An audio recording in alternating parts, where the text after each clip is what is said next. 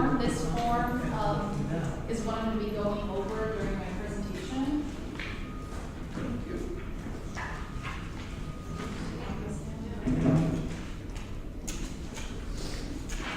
So the presentation will probably take about 30 minutes or so, 15 of me talking, then I've also have 3 videos and they're about 5 minutes apiece. So for those of y'all that I don't know, my name is Elizabeth Giddens. I'm the Director of University Accreditation Policy here. I replaced H.D. Stearman if y'all knew him. So what I'm going to do today is take you through the requirements of assessment in terms of educational programs, and that all can be found in this form which I have handed out to you. I have met with each assessment coordinator, but I've also been asked to come here and talk to y'all specifically about what the expectation is of the different programs. So let's just go ahead and start from the top. So this form is used each year. It's due in the fall, and then after the plans and results are completed, the Institutional Effectiveness Committee, which I'm starting, reviews this for quality. The IE committee utilizes a meta-assessment rubric to complete this process. The meta-assessment rubric is up here. I didn't make copies for everyone, but this is it if y'all are interested in looking at it. I'll also be happy to email it out to your department chair who can send it to you. But throughout this form, you'll notice little green notations, like for example, under this first question, there's a 1A there, and throughout the form, there's little green notations. So those notations relate to this rubric. So when my committee reviews your plan, your assessment plan for quality, they're looking at the indicators on this rubric to help them judge whether that piece of the assessment plan is of quality or not. So this is for the 18-19 plan. Anything highlighted on the form can be ignored because those are the results, and the results are due next summer. So the stuff at the top, self-explanatory, the name of the program, assessment coordinator, the coordinator. Here you put your program's mission, and then the first question of substance is the how does your program align to UNTD mission goals, SLOs, QEP, system goals. Here's a key sentence. You do not need to answer all. If not applicable, put in A. So I'm not saying that your program needs to align with every single goal that we have, but pick a few that we do align to. Tell us if you do. And so that is on the next sheet.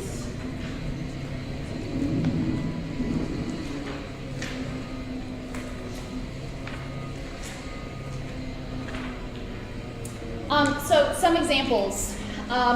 So our vision is listed. It's the second one down. And so our vision is to be a pathway to socioeconomic mobility. So how the IT program might align is that IT is a fast-growing industry. There's tons of jobs. The starting salary tends to be quite high compared to a lot of other industries. So the IT program, as long as our students are getting jobs after graduation, that helps in terms of socioeconomic mobility. So you can pick a few that you think that you align to. Hopefully, you align to the fact that you want to grow student enrollment, increase retention. Maybe the math program wants to increase the experiential learning opportunities, or maybe make sure that all of our students are going through an internship. So just a sentence about how you align, and then your target and your measure of success to determine whether you're meeting your goal or not. So, for example, going back to this vision one, so if you were to choose that the IT program aligns to that, maybe your target and your measure for success would be that, a blank % of students are employed in an IT-related field 6 months post-graduation or something. Maybe in terms of enrollment, a sentence here could be the math program hopes to increase enrollment and, by blank % by 2020 or something like that.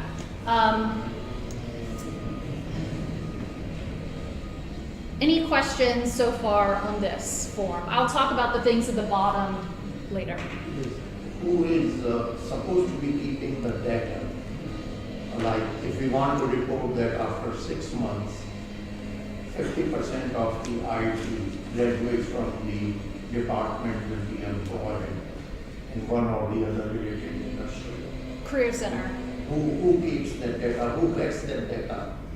Are we supposed to do it, or are we supposed to get it from some other source? Career Center, Arthur Lumsey. Okay. So, yeah, so for any of these, for most of these, this wouldn't be data that you're getting on your own. This would be all data that you can get from someone else at the institution. The only thing that I would say maybe not, that you would maybe need to get on your own is maybe if you decide to benchmark with similar aspirational universities, like maybe you want to compare the software that y'all teach in your IT program compared to other institution software that they teach or something like that. That would be something that would be unique that you'd be looking up yourself. Now, another question related, out of the things that you have listed in the first column, how many are essential? I mean, in numbers, not in terms of all of them, 3, 4 of them, or how many? I haven't put a number on it, so give me the best you can, and then, maybe in years going forward, when I get the information back from different programs, I can say, hey, it looks like, this seems like a relatively reasonable number, but right now, just do the ones you can. That's why on the previous slide it says put an A if you want to put an A. So if you don't feel like you align to it, don't feel the need to stretch it. And will there be any special emphasis in a given academic year on one or the other of the items in this column? Will there be what? Any special emphasis? Like one particular item has our main concentration and focus to see how our students are doing in a particular aspect. Does it have to be all of them for each year? Or can we pick up 1 or 2 and just focus on those 2 and get the relative data? I think with stuff like enrollment and retention and degrees awarded, that's something that you can do recurring. But maybe with the CRED program, that's certainly an emphasis right now. So maybe choosing that you want to make sure that your program expands experiential learning opportunities, and then a target would be, by some time all of your students have completed an internship. That would be something that is definitely important to the university at this time due to our QEP. Right, because in previous years, what they had done is, what your predecessor had done was, like, every 3rd year, we measure critical thinking kind of things. And so I think, it seems like something that, in my opinion, we should be trying to measure each year if possible. But I know that there were a couple of years where he's like, no, don't send me data on this. I'm only looking for this year. Oh, okay. So,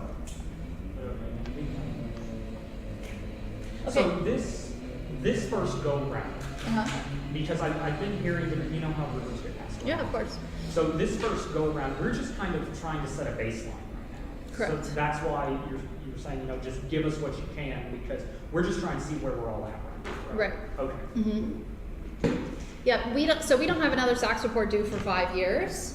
So this is a really great opportunity but when we do submit the report 5 years from now, they ask for several years worth of assessment data. So 3 to 4 years. So basically this year and next year, we can take the opportunity to perfect what we're doing, to perfect our plans, perfect everything that you're filling out on this form. And then going forward, because in 5 years, they're gonna want 3 to 4 years worth of data. That's when we really need to make sure that, hey, if you've decided that you are going to look at this reoccurring, we need to show that we did that for several years. So take this year to make it, what it should be. Okay, so this is where kind of the bulk of the work starts. So this asks, what are your program student learning outcomes and course student learning outcomes? Please write in full sentences with action and observable verbs. So each program should have 4 to 5 outcomes. Of those 4 to 5 outcomes, you should choose at least 2 UNTD institutional SLOs. So let's say your math program has 5 outcomes. At least 2 of them you should choose from here, and the other 3 you can make whatever you want. The BBA programs, they're required to align to all because the BBA programs they also have their own separate goals. But for all other programs, just pick at least 2. Can you explain about the picking two again, please? Sure. I So, didn't quite understand what you meant by 2 of them must be and 2 institutional ones, yes. So here are your program outcomes. So 1, 2, 3, 4, 5. yes. So you can choose whatever you want. Students will be able to blank as it regards to IT. Students will be able to blank as it regards to math. Students will be able to blank as it regards to whatever. But for at least 2 of them, they need to be institutional SLOs. So students will be able to blank in regards to oral communication, written communication, any of those. Can I ask one more question? Sure. Now those SLOs, we have 2 units in the department, math and IT. Will they all be listed together here, or you want them to be listed separately, like math separate and IT separate? Separate. So when I get this, I should get Like math that, we have to do form, that. then I should get an IT form. I just wanted to.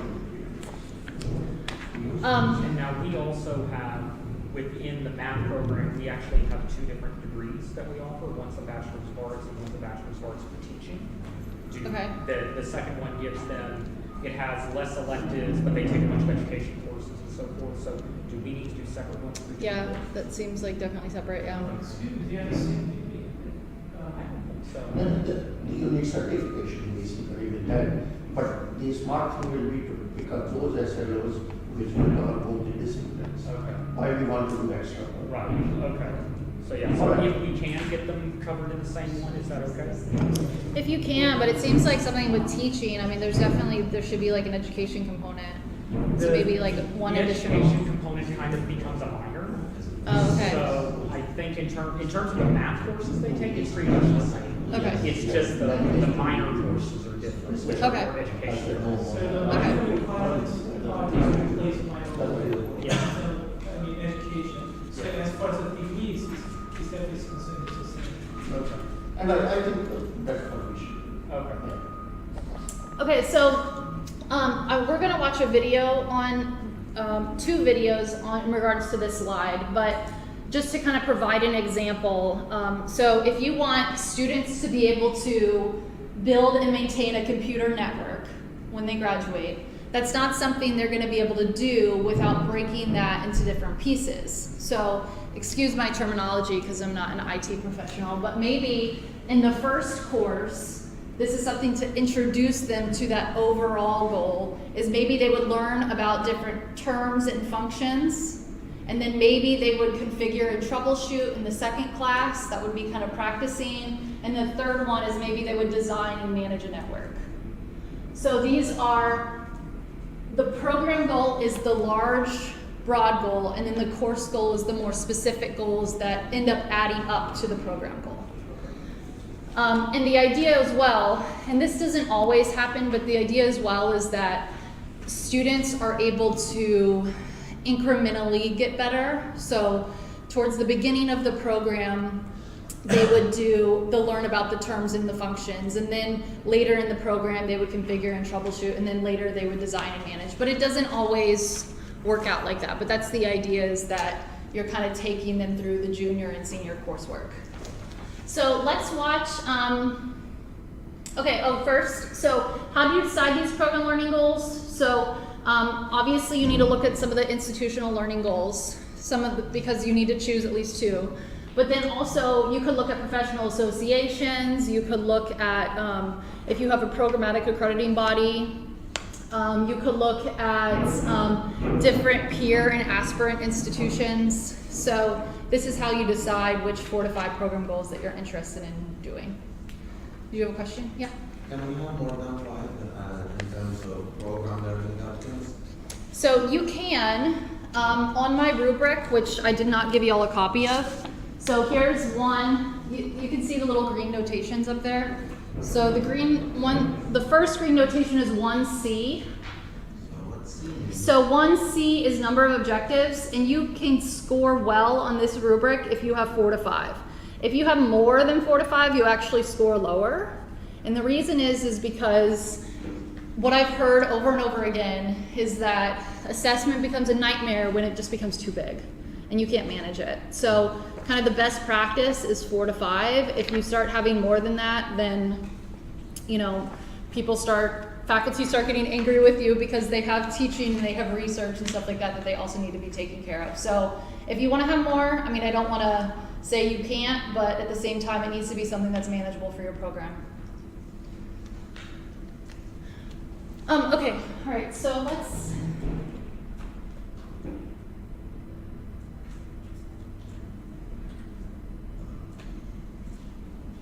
So this is a 4-minute video. Quickies, a brief primer on assessing student learning and 10 easy I steps. have one question. Sorry. Yeah. Is there something similar for core assessment as well? So we're not talking about core assessment today. That is, I am trying to figure that out, but that's not part of the major at this time.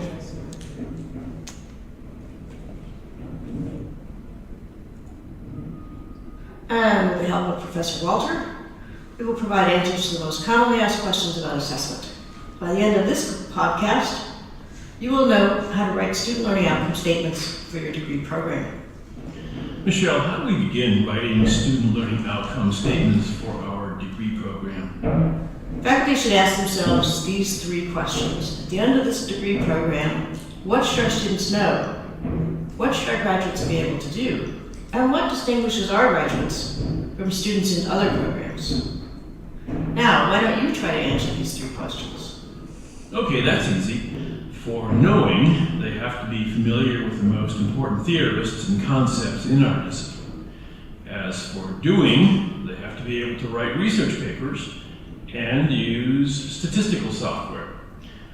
As for what distinguishes our graduates, they have to have what we call sociological imagination. Oh, and a concern with inequality as well. Okay, say that students will be familiar with major theorists and concepts. This learning outcome is phrased in the passive voice, and it's not very specific. Here's some phrases to avoid when writing SLOs.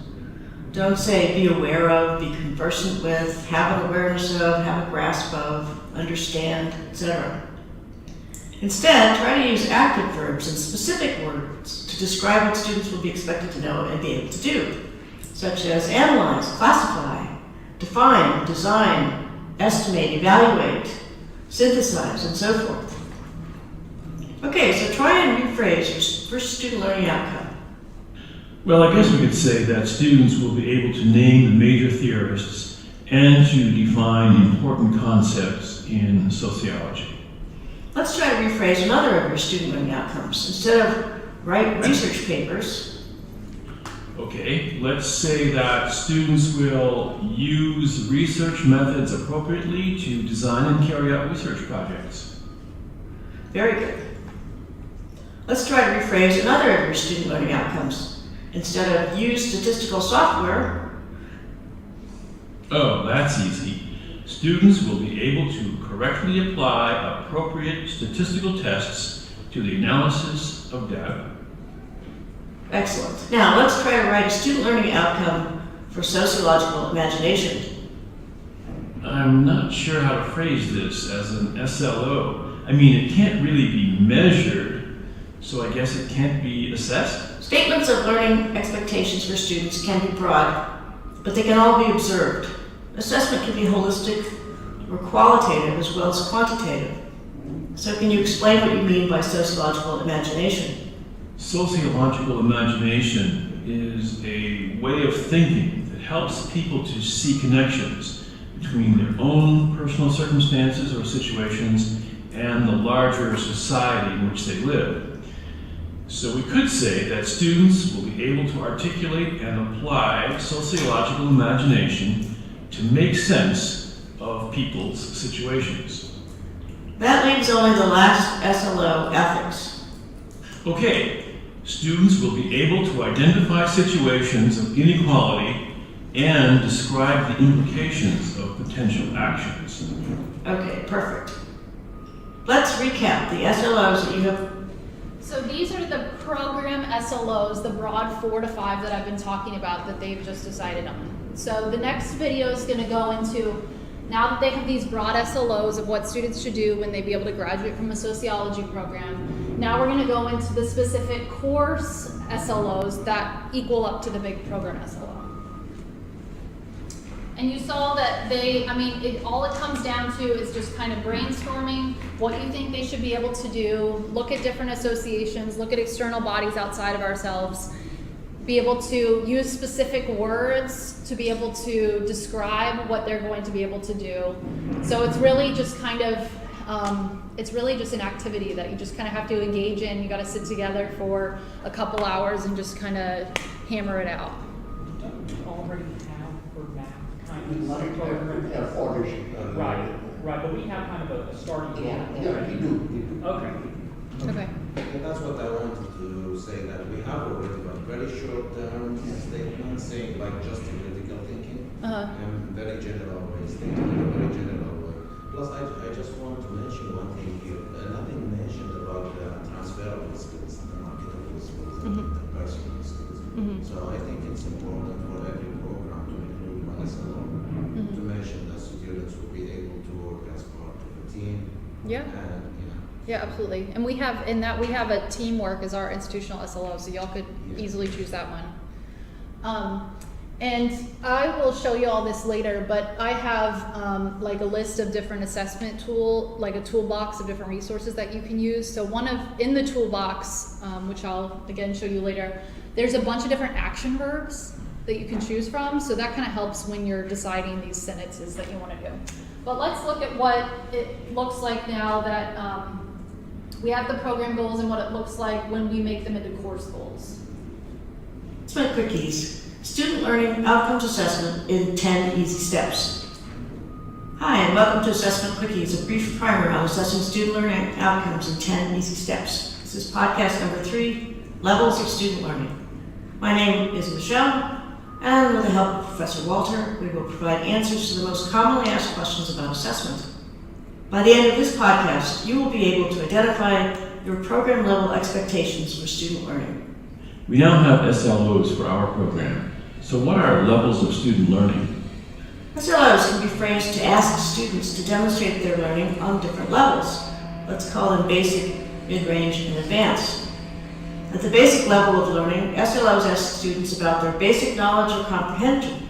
For example, students will be able to define, name, recognize, list, or state facts or concepts. Another way to phrase SLOs at the basic level is that students will classify, discuss, explain, or restate facts or concepts.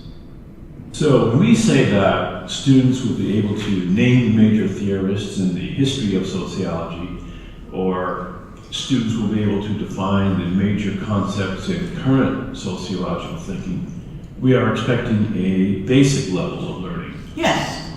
Let's consider some mid-range levels of learning. Here, students take basic knowledge and apply it. So we could say something like, students will be able to apply theoretical concepts to solve current social problems. Yes, exactly. Another way to phrase mid-range student learning outcomes is to ask students to analyze, compare, contrast, criticize, experiment, or question. So, when we expect that students can apply research methods, or students can critique research articles, or students can employ statistical tests, we are expecting a mid-range level of learning. Precisely. At the more advanced level of learning, students can be asked to synthesize what they already know to create, develop, design, or prepare a new plan or proposal. At the advanced level, SLOs may expect students to appraise, assess, evaluate, predict, or judge. So when we expect that students design and carry out research for a senior thesis, or students can evaluate one another's project proposals, we are expecting an advanced level of learning. Yes. Why do we need to identify these different levels of student learning? Well, for one thing, to build student learning across the curriculum, from basic to advanced, and for another, to select the appropriate assessment measures.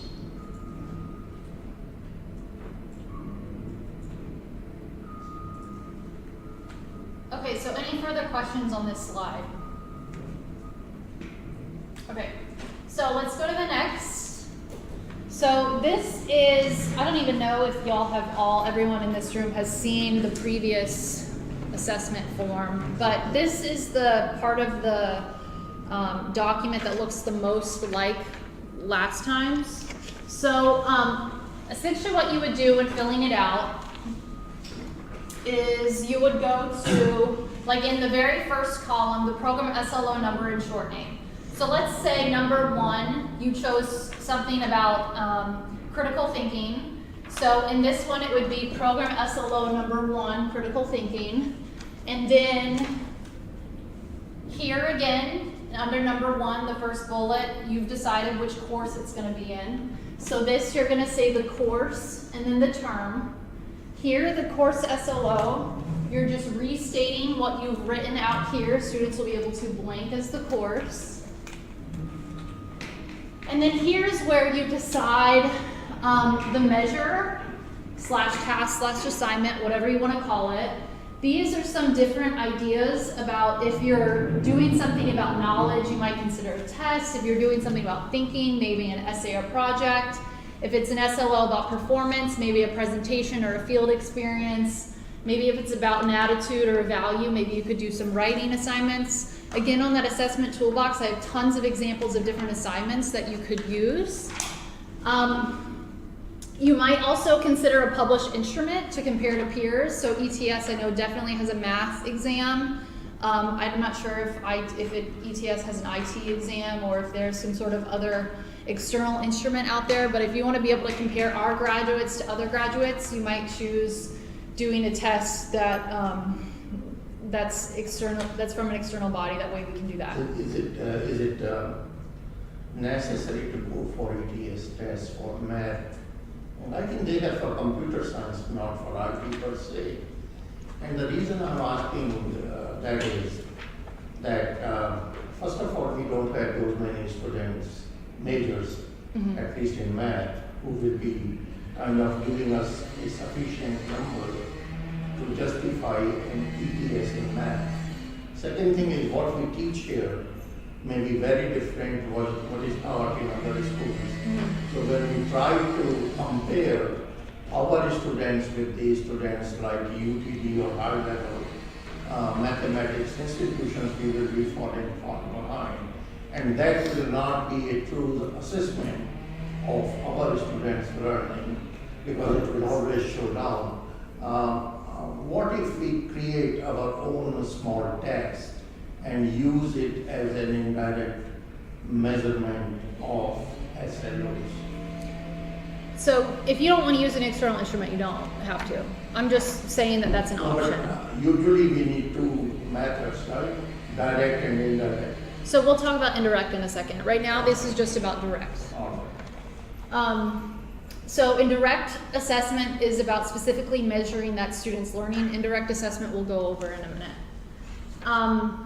Okay, so you would decide whatever measure you're going to do for that particular course SLO.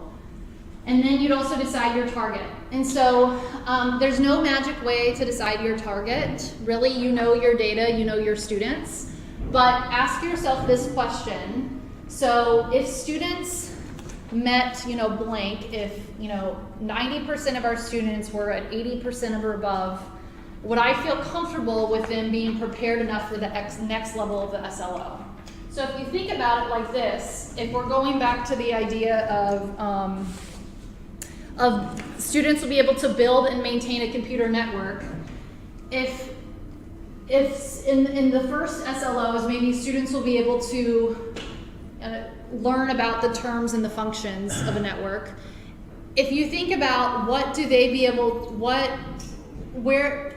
at what level do I feel comfortable with them scoring before they move on to the next SLO, which is a little bit harder, which is about configuring and troubleshooting, that's kind of what you need to think about. Because essentially, you might be the same faculty member to teach in the intro course and the practice course, but if you're not, you're essentially sending off a student that's not yet prepared for that next course. because they're the one that's going to be kind of taking that student from where they were on that learning outcome and bringing them over to the next learning outcome. Does that make sense? So there's not really a magic way to set the targets, but you just kind of gotta think, what makes sense. Can I add one thing here? What we have been doing and what we were told to do so far was that keep your targets at a higher level so that these students, most of these students don't achieve it. And the reason we were told for that was that then you have room to make the next recommendation, what you should be doing to your syllabus or the course or the method of teaching so that you can improve that passing rate in that particular. So you want it to be done differently, that's what you're saying? I see there's definitely value in what you were told, because if students keep meeting your targets, what's the point of doing it? Yeah. So if they keep meeting the targets, then yes, your targets should go higher. You should expect more and more of your students. So that's my recommendation, is when you consistently see from year to year that students are meeting your target, then why don't you up your targets? That way you can actually be able to analyze the data and see, okay, they were doing so great and they're still doing great, but here's a few areas that they could improve on, and that way you can use that information to be able to make improvements to your curriculum. Because I think the targets we've been using, I know that I've been teaching a couple of those courses consistently, and I don't think I've had one time that they've achieved the target we've set. And so I can see, yes, it forces me to go back and make some modifications and so forth, but I've often felt that the target is just so high. It's like 90% of the students will achieve 90% mastery or something. Yeah, then lower it, for Yeah, sure. okay. Yeah. So the department will decide the, depends on the. I kind of think it's worth the conversation, because like I said, you're essentially, if you're teaching the class where they're introduced and you're passing it off to someone else, then that person, I would want to It's know. up to the department. Yeah. I hate to give you like a yes or no answer, but I would think that it's like worthy of a department conversation, yeah. Now, just on, besides this, say you keep your target low, say 70% of these students will pass or satisfy this, meet this SLO of 70% achievement. And if our students even do not receive that low, that reflects badly on our students and teaching, doesn't it? If you're not meeting your targets. Even 70%, the lower target. If you have higher target, you can always defend yourself that the target was too high so that nobody can meet it. But if you keep it down, what it might do, it might adversely affect. People may come back and say, look, you have such a lower target and your students are not even able to meet that low target. That means there is some flaw, big flaw, either in your teaching, in your syllabus, or in the learning. And that reflects badly on us. We don't want to do that. So I think it is a matter of serious discussion. I think I would be very concerned what targets we keep. We should not keep them to be too easy, but we should not keep them to be too high also. So I think as a faculty we will discuss that. We will have to sort it out. Yeah. Because I don't want it to be reflecting badly on us. Right. But at this moment, we'd like to make sure is, as a department, are we allowed to discuss and make our own decision? Because previously, it wasn't like that. It was kind of mandated to us. Yeah, y'all decide. Okay. Which means that all is allowed to work and we have to do some work. Yeah. Excellent. Sorry, If I will y'all- keep disturbing because I have questions and I will keep No, that's the asking point of something. this. That's good. That's good. Okay, and then whether it's a formative or summative, that generally, is going to tell you whether it's introduced or practice. Those are formative assessments, and if they're mastering it, that's a summative assessment. So it's kind of listed for you right here, which it is. And then everything highlighted, that's due next summer. So that's the actual data, that's the analysis, that's your action plan. So So will we technically have to fill out kind of 2 of these each time, because we'll have to fill out like the end of the first years and then the beginning of the second years? So I'm gonna talk to all the faculty about timing, like Okay. what we've been doing. My understanding based off my office manual that I was given is that plans were due like October 1st, and then results were due the next summer around like June 1st or July 1st. So you would fill it out twice a year. Now some institutions, they do it where they will make like one deadline a year, and they'll finish the last year's and then start the next year's at the same time. Liz, I have to So make- it kind of, we need to figure out what works for us as an institution. I have to make a request here. You know, the faculty here is heavily loaded with teaching, research and all that. Mm. So my request will be, we should do a good work, but it should be optimized as far as the assessment reporting is concerned. Because I don't think our faculty will have a lot of time to do this assessment work. So I want it to be optimized, basically. So whatever is essential, whatever is needed, whatever is good for the department and the university, we will do it. So, and it's up to you how you minimize or optimize that. Okay, Just thank a you. request.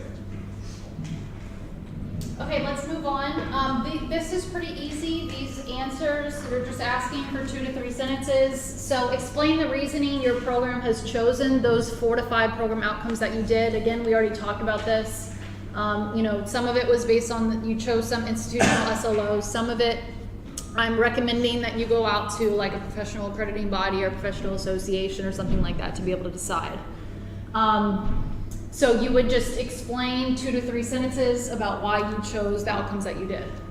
And then the next question is, for those outcomes that are aligned to employer needs, asterisk them. So you would go back to this part of the chart and just put an asterisk, like if number 1 was related to an employer need, you would asterisk it. And explain how you know that they are. For example, is this based on your own research, or does your program have an advisory committee with local employers? In other words, how do you know the outcomes are aligned to employer needs? So there's tons of research out there that says employers want liberal arts abilities like critical thinking, communication, collaboration. So you could easily, quickly find research out there that shows that that's what employers want. But maybe for some of the hard skills that you choose for IT or for math, some of your more major specific program learning outcomes, you know, if you found that they're aligned to employer needs, tell me how you know that they are. Some of this might be duplicated work because some of it might go back to that association where you chose them from or something like that, because maybe the association is, the board of that is a bunch of employers in the field or something like that. Does that make sense, those 2 questions? Okay, so this is indirect assessment. So each program should utilize 1 indirect assessment. Now, I've been telling all program assessment coordinators is that if you can't do this year, don't do it. Again, we have a couple years to be able to get settled in what we need, and then after that, that's when we're going to be looking for several years worth of data. But an indirect measure is something that doesn't particularly look at what the students are learning themselves. So it's not related to the SLOs. So it's not going to be tied back to the 4 to 5 SLOs that you choose. So examples are retention rates, graduation rates, admission rates into graduate programs, rates of employment in the field after graduation. You might do a student survey, or you might do an alumni survey. You could use course evaluations. You could use student participation rates in honor societies, student participation rates in faculty research. So if you want to make sure that you have a graduation rate of something, you could set your target here. Or if you want to see that, you know, a certain percentage of your students are employed in the field after 6 months post-graduation, you can put it there. Or if you want to maybe have a graduate survey right before they're graduating and ask them, you know, how they liked the program, what were some pros and cons. Or even you could do like a focus group, like you could just choose some students to come in and chat with you. You guys could go to lunch with them and kind of talk to them, you know, candidly about the program. So Yeah, so you can get the data yourself. You could do these surveys if you want to do them, or you can just rely on Sam Shee's office, IR, or strategic SAR, or you know, the course evaluations. We have that data. So don't feel the need to get the data yourself. We have the data if you want to use the data we already have. Okay, so this is the last one, the last video. This is about the curriculum mapping. So this essentially looks a lot like what we already did in terms of the 4 to 5 program learning outcomes. So this is when you put your SLOs on a map. So in the first column, you list all your courses. And then on the top rows, you put your program SLOs. So your 4 to 5 that you've already done. And then this is where in each of the classes you say whether you're introducing, practicing, or mastering it.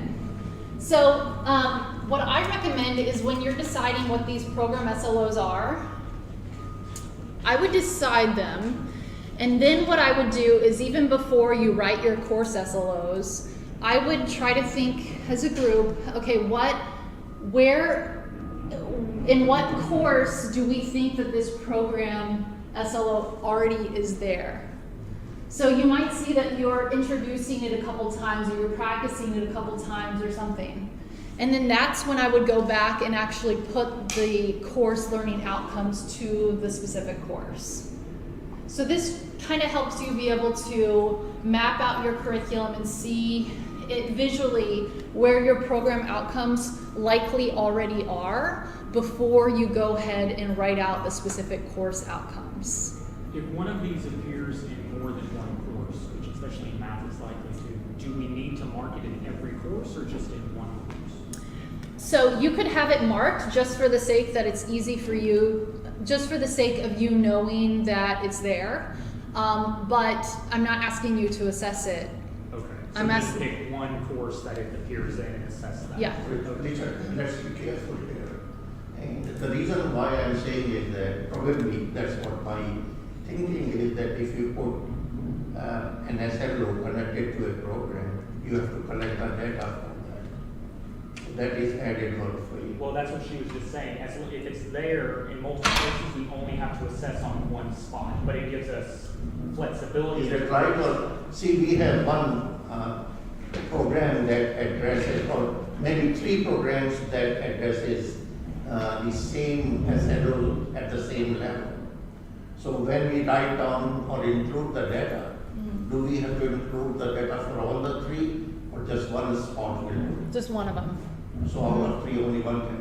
Okay. Yeah. Then that's all. President, what if one of them achieved the SLO and the other 2 failed the SLO? So, I mean, in column number 1, SLO 1 program-wise, what if biology 100 achieved? I mean, assess the program, the percentage. We put like 80 and we achieved with that course, but we failed in biology 200 and the last one. So I just think that if we need to follow this matrix, we have to assess everything listed there. It will be very hard, I know, but again, why number 1? So you're saying, what if students met the target here but not here? Yes. So if they didn't meet it here, then that's when you look at the data and start making action plans. Actually, in that box, only one course is listed to one SLO, because program SLO 1, there are 3, but there are 3 different categories: introduction, practice, and master. but- They all have to. Yeah, but are we assessing the program learning outcome or the course? The course. The course. The course, because you don't essentially you never assess a program SLO. What you're doing is you assess course SLOs, and those course SLOs essentially equal the program SLO. So there's no like, So this matrix is just to show that the courses we offering are related to the program. That's correct. And we're assessing the Mhm. course. yep, So the way I understood Richard's question was, for example, biology 200 is for now, program SLO 1 practice, but there are 2 more biology courses, 210 and 225 also are practice in program SLO1. So let's say practice are here and here as well, okay? Yes, for two more courses, biology 201 and 202, for example. In that case, in the certain semester, all three of them were offered. Well, in that case, you're free to choose one. Yeah, don't make yourself do extra work. So just choose one of them where you're gonna actually look at the data and report the results. Okay. I mean, and this is why I'm a little bit like, some of the faculty are asking me like, well, why are you putting limits on me? Why can't I do more? And I'm just saying, do more if you want, but I'm saying that this is when people start really hating assessment, is when it gets too crazy. So if you end up having practice and practice here, it's nice to know that. So put it on your list, but maybe put like a little star next to it. That way you know that, hey, while we might practice in other things, we're actually only going to assess it in biology 200. There's one more thing, clarification here. The way you have listed, each program SLO has 3 stages. Is that necessary to have 3 stages? So Introduce, practice, and master. right. That is So my understanding, yes. So the answer is that my institutional effectiveness committee, you know, we're going to look at this rubric, and that's how we're going to judge. This rubric calls, in SAC, specifically calls for 2 times. So best practice is introduced, practiced, and mastered, but SACS is going to look for actually twice. So as long as you at least introduce it and master it, they're going to be happy. But best practice is that you introduce, practice, and master. So if you don't, if you just want to do 2 times, then you're still going to score a 4 over here on the rubric as being good. The question is for the graduating seniors and juniors where we just have one course and a preliminary course is not there. So that is at the mastering level only, right? So we will not have those other 2 stages there. For a graduate level If program? you want Is that what you said? No, like a senior level. So for example, one of the courses that all of our students take is, for example, abstract algebra. That course is very different than pretty much any other course they take in the program. Yeah. And the skills they develop in that course doesn't necessarily align with anything they've done prior to that. So it's very hard to have like a practicing before they get to that level. Yeah. So don't use it. Well, and that may be what we You need need to to do. pick courses that work. So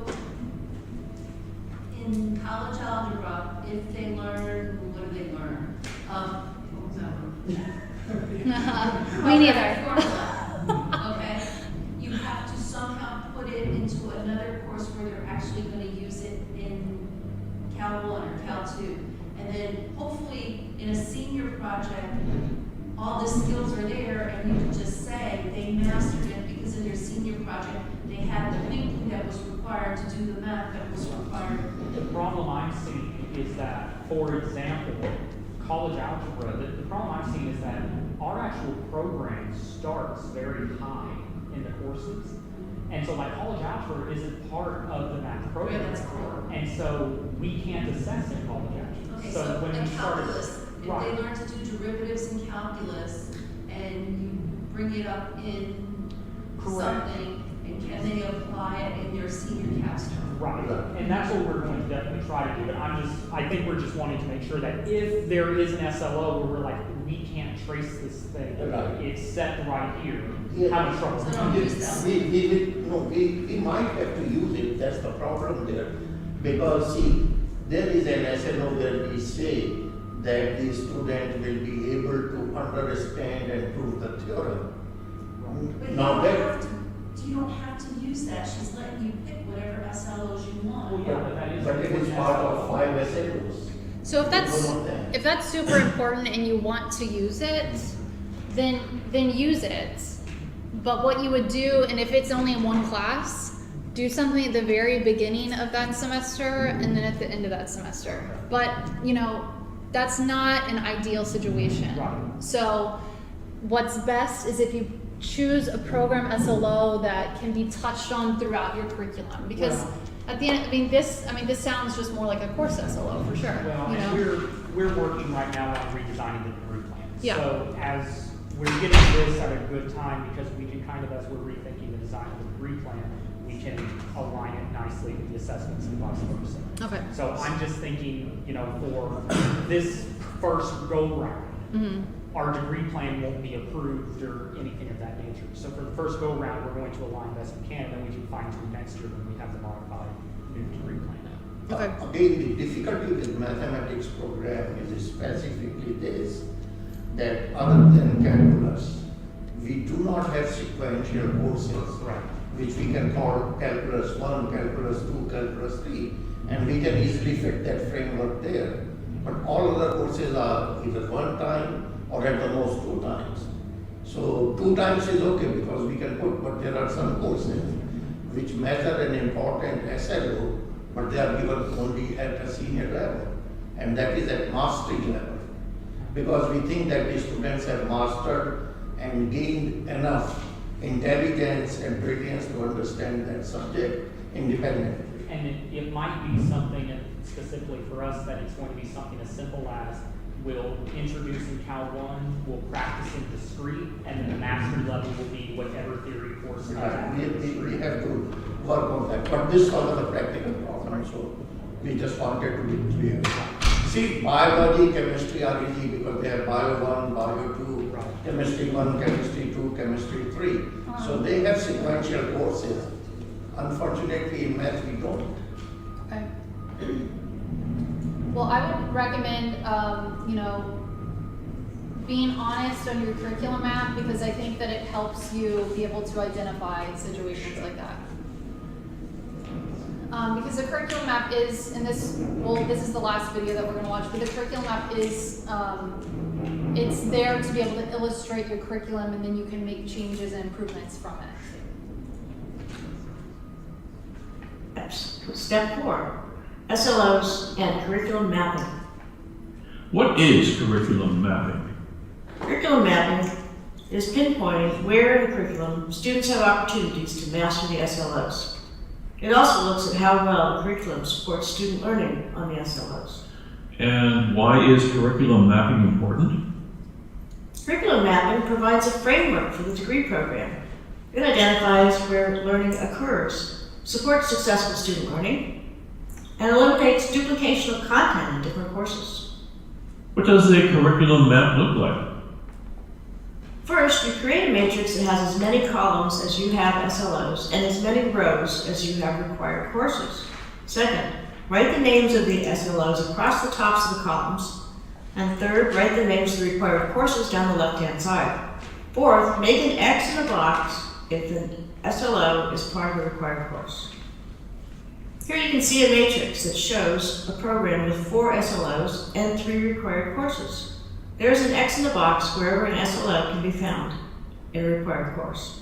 Now, when you have assembled your curriculum map, you can ask these questions about it. Are you sure that you've only listed required courses? Are all student learning outcomes addressed by at least one required course? Do some SLOs get more coverage than others? And are there any required courses that don't address any of your program level student learning outcomes? Okay, we have our curriculum map. Now Now we should examine syllabi for the required courses. Does each course syllabus list at least one of the program level SLOs as a course level objective? Are the same outcomes listed on all syllabi for multi-section courses, no matter who is teaching them? what? What if one SLO is not covered in any course? Well, you need to decide if this SLO is really important to your program. If not, then just drop it from the program level list. Decide where it can be covered in the required courses. Remember, all required courses must contribute to at least one program level SLO. What if one of our SLOs, such as using statistical software, is covered in all our required courses? You can decide where in the curriculum is the best place to address this student learning outcome. You can build student learning success through introduction, practice, and mastery.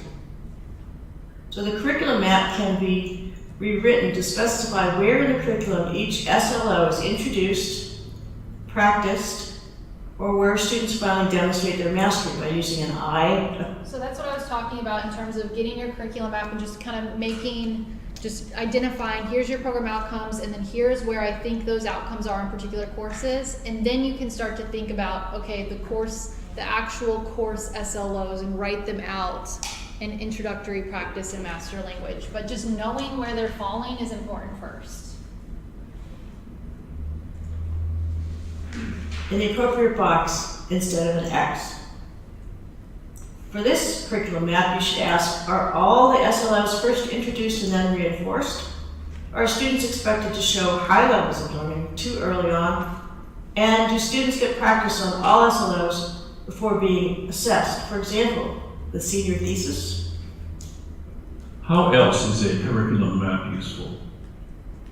Well, it pinpoints where each SLO can be assessed and provides reasonable expectations for student learning across the curriculum. So now are we going to talk? Okay, so let's go through the rest of this.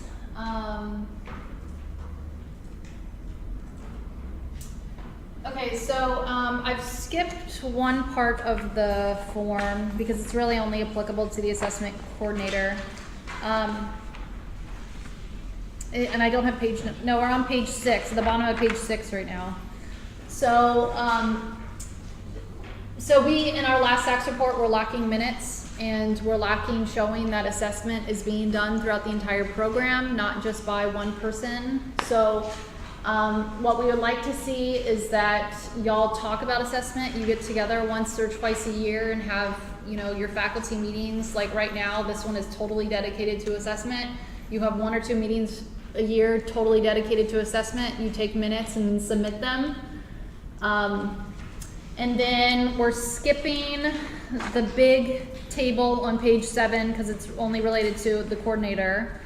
And the bottom of it, budget needs. So this is where, when you're filling this out and you're having findings and analysis and action plan, let's say that you find, something regarding math, that you find students aren't doing so well in this particular math. And maybe what would help would be the purchase of like a math lab or some sort of software or something like that. Your action plan could be that. And what you could do is then here you could ask for money in terms of budget. You could ask for money for this math lab. Or if y'all decide that you want to, maybe something in your IT, maybe there's a new software out and it's really kind of top of the line right now, but your faculty haven't been trained how to use it. You want to send your faculty member to go to a conference to get training on that. That's where you ask for it in your budget. It should tie back to the results from the SLO in that chart though, because that's another way to close the loop that SACS is looking for, is that we're using the student learning to be able to make decisions about our funds. So, and then the last part is strategic planning needs. So that ties to this chart. So if there's anything on here that you fill out regarding the strategic plan, so growing enrollment, increasing retention, any sort of internship, and you find that, or you benchmark with a similar university, and you find that maybe there needs to be a change in strategy or something like that, that would be something you put here. And what I'm going to do is these paragraphs that you write about the budget and strategic planning, I'm going to submit a paragraph, whatever you end up writing, to the CFO and Budget Advisory Committee. And then for strategic planning, you write a paragraph again, I'm going to submit them to the president and provost. Now I can't tell you something's going to happen from that, but they're aware that I'm doing that, and that's something that their SACS looks for, is that there's that silical stuff happening in regards to assessment. So hopefully. So we're done with the form. I already explained that throughout the form you can see green indicators. Those green indicators relate to my rubric, which I'll be happy to send out. And that's the rubric. And then so here's the assessment toolbox that I've made. It's at this link.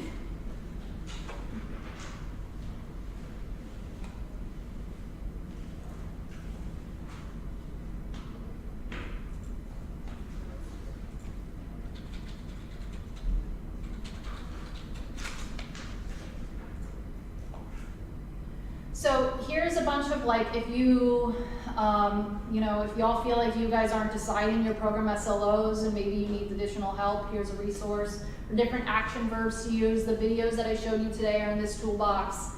How to decide different measures. There's tons of different, be creative. There's lots more choices besides tests and essays for assignments. Tons of different types of like indirect measures that you could choose from. Deciding targets, mapping the curriculum, how to report findings. So there's tons of different, like, there's even resources on how to create a rubric. If you decide that you want to create a rubric to measure something, you know, that's that. It's how much ever you want to get into it, you know, here's a toolbox to help. And I'm here to help too. By the way, I noticed you just logged in. Can anybody log in? Can I log in and get the same thing? Yep, Okay, all right. yep. So, yeah. I'm guessing you're gonna be the teacher for the next class. Yes, sir. I've already got my stuff up there. Not a problem. I'm just closing out of this.